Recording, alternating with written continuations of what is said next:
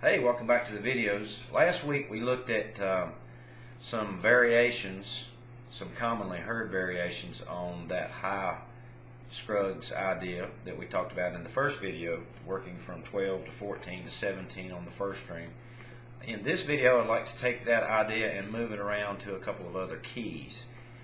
Most of Scruggs' backup licks and ideas that he uses up the neck for the solos, some of those ideas are interchangeable. Most of those ideas are transposable without the capo if you have enough frets available to reproduce the lick.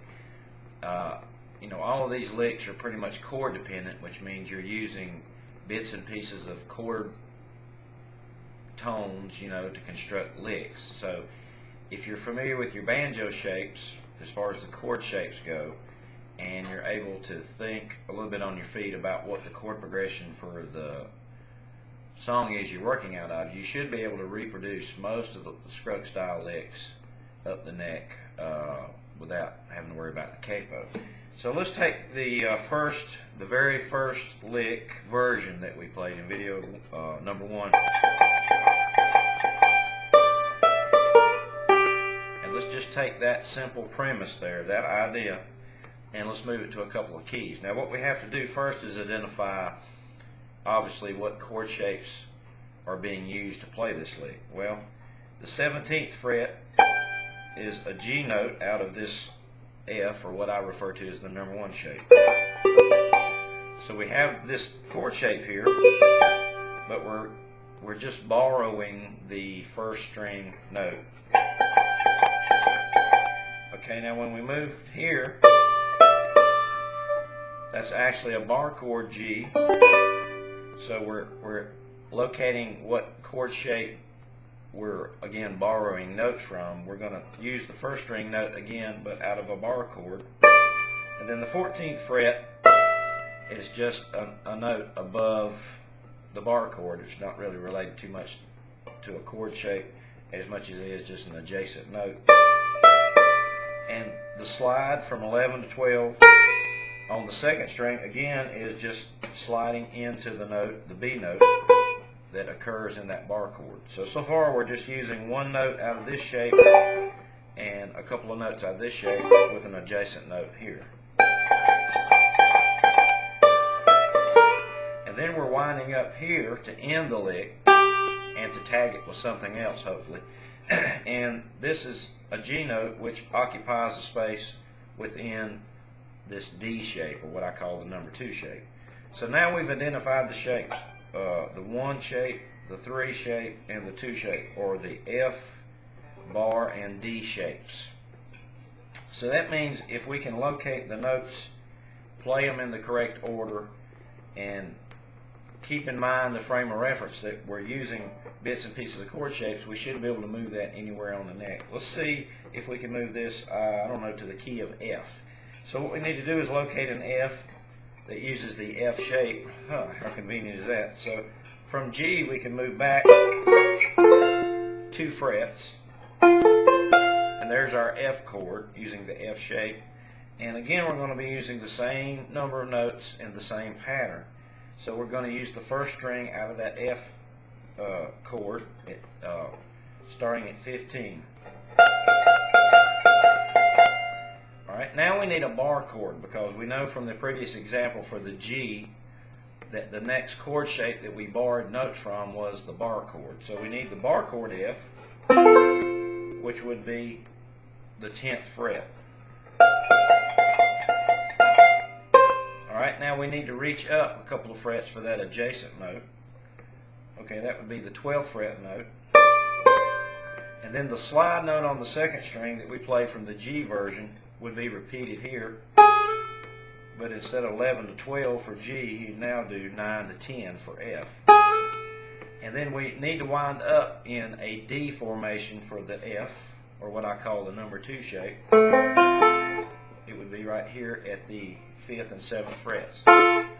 So using the chord shapes as kind of my frame of reference, I have a number 1 shape F, a number 3 shape, and a number 2 shape, all F chords, and I'm using that pattern of notes on the first string,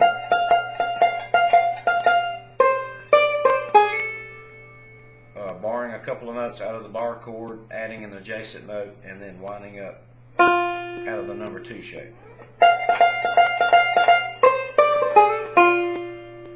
Okay, that was transposed from G to F, and you see it's the exact same lick, and we don't have any open strings to worry about. The only time you may get in trouble when you're trying to transpose a classic Scruggs idea like this is if there's an open string in the lick somewhere.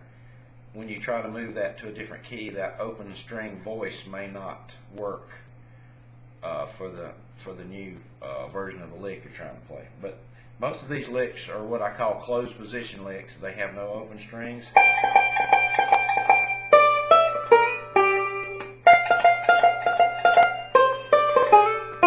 So it's the same exact lick moved to a different key. And this is kind of a mode of operation for a Scruggs style banjo, is players learn these licks and they transpose them to different areas of the neck. Now this is especially true for up the neck ideas like the licks that we've been talking about in the last couple of videos. Now some of the licks that you do down here, the low position licks, you can't just move those up because they have a lot of open string voicings in the idea. So a capo is a typical way to take a classic Scruggs lick down low and move that to say A. You couldn't very well just move the lick up because you have those open strings. But most of the high register licks that use full chord shapes or pieces of full chord shapes, can all be moved around. So as you see in this example, we took the G lick and we moved it to F. Now why would that be useful? Well, if you think about playing in different keys, well obviously if you played in the key of F and you wanted to do this with or without a capo, the capo is going to be down here somewhere, but all the F chords that you need are not affected by the capo at all, so they're still in the same location. That means all the notes are still available with or without the capo. The only time the capo will get you in trouble with moving these licks around is if the capo gets in the way of the lick somehow. But that's not going to happen when you're doing high register licks, because all these ideas are way above where the capo is going to, impact it. If you ever did capo at the 7th fret, which I never recommend, I don't particularly like that sound. There's nothing wrong with doing that, but I just personally don't like that. If you were to put the capo at the 7th fret and try to do that F lick, the capo will stop you from getting back here to this last note. So, something like that as an example would be maybe a place where the capo could get in your way. Let's move that lick to another key before we stop this video. Let's try that lick in A. So I'm going to locate an A chord here at 17 and 19. Then the bar chord A will be at 14. And then my concluding note will be the A chord right here at 9 and 11. So again, we're taking the same idea and moving it to the key of A without a capo. And if you hear some kind of ghosty notes, some ringing notes that you don't like, you can always put your hand on the head and it'll kind of dampen those notes. You may hear the 5th string ringing, kind of ghosting in the background. You can use some damping techniques. You may accidentally hit a open string, but just practice moving this lick around to different keys, and remember the pattern. You have to find that F-shaped version of the chord you're working out of, then move to the bar and then to the D shape and bar the notes and play that pattern, and you can reproduce this lick practically in any key as long as you can find all 3 chord shapes and you have access to them. You can reproduce the lick in about any key you want. So have fun with that. We'll see you in the next video. Thanks.